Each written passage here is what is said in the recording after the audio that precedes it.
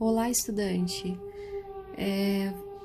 Esse vídeo vou apresentar para vocês mais dois exemplos sobre deslocamento do equilíbrio, tá? Aquele princípio de Le Chatelier.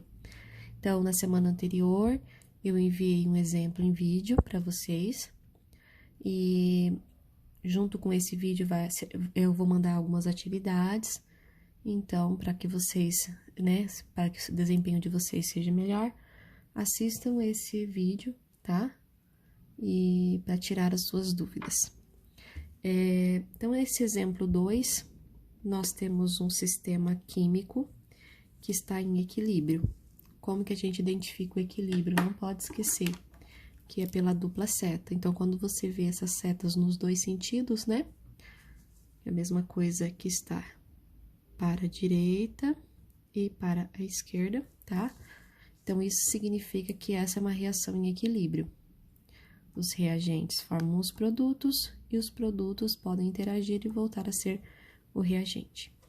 Então, numa certa temperatura, então aqui está dizendo que esses três gases estão em equilíbrio de acordo com essa equação. Aí vem a perguntinha básica sobre esse equilíbrio, ó. Que tipo de alteração poderia ser feita em termos de concentração, pressão e temperatura para favorecer a formação do produto dessa reação? Então, vocês sabem que eu expliquei na aula anterior que são 3 fatores que podem deslocar o equilíbrio químico. Inclusive, pedi para vocês deixarem anotadinho essa tabelinha aí, né? Que é a regrinha, o que acontece, como que ocorre esse deslocamento. Então, nós vamos utilizar ela de novo, tá?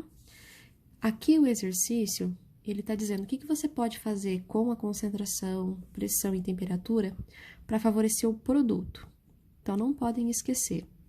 O que vem no início da reação, do lado esquerdo, são os reagentes. Então, o produto aqui é o que está do lado direito, sempre, tá? O produto sempre está do lado da reação direta, para a direita.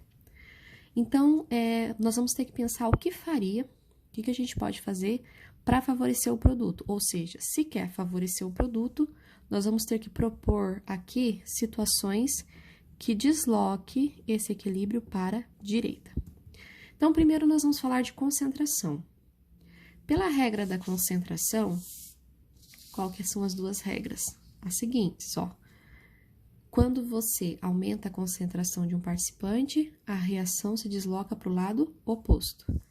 E quando você diminui a concentração de um participante, a reação se desloca a favor. Então, se o objetivo é favorecer o produto, vir para a direita, é só eu adicionar um desses dois componentes. Então, eu vou colocar aqui como resposta, ó, adicionar o oxigênio, por exemplo. Então, pela regra, quando você adiciona um reagente, aí vai ter muito excesso de reagente, a reação vai se deslocar para o lado do produto, para voltar a estabelecer o equilíbrio dessa reação. Então, adicionar oxigênio seria uma forma de deslocar o equilíbrio para a direita. Uma outra forma de deslocar o equilíbrio para a direita seria retirar o óxido ali, né, de flúor. Essa substância, ó, se você retira, a reação vai se deslocar para o lado a favor, para completar o que foi retirado. Então, também é uma forma de ir para a direita, tá bom? Então, aqui nós falamos de concentração. Agora, vamos falar de pressão, ok? Para falarmos de pressão, aí lembre que a pressão, ela vai influenciar no volume, né? No volume das substâncias gasosas. Então, nós temos que contar o volume dos gases aqui. Então, nós temos 2 mols de flúor mais 1 mol de oxigênio. Lembrando, né, quando não tem número aqui na frente, é 1 mol. Então, como as duas substâncias são gasosas, nós podemos considerar as duas. Então, aqui nós temos 3 mols de reagente e no produto só temos 2 mols. Se o objetivo é favorecer o produto, como vocês observam, é o lado que tem o menor volume. Então, para a reação deslocar para o lado de menor volume, é só você aumentar a pressão, tá? Então, o outro fator aqui que favoreceria o produto é o aumento da pressão. E por último, a temperatura.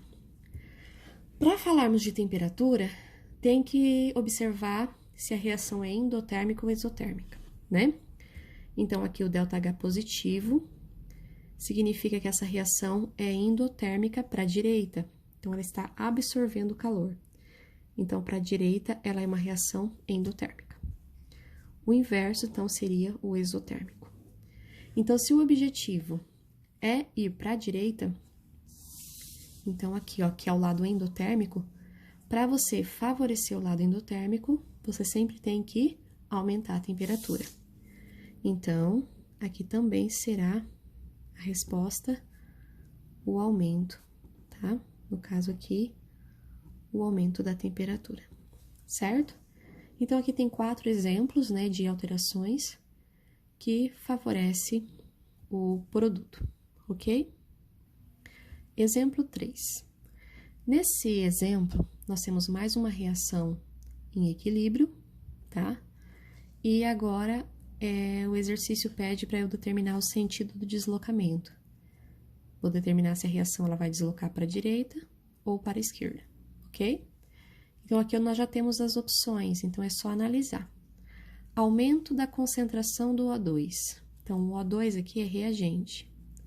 Se você aumenta um reagente, é aquela regra. Se você aumenta reagente, a reação se desloca para o lado oposto, que é para consumir o excesso que foi colocado.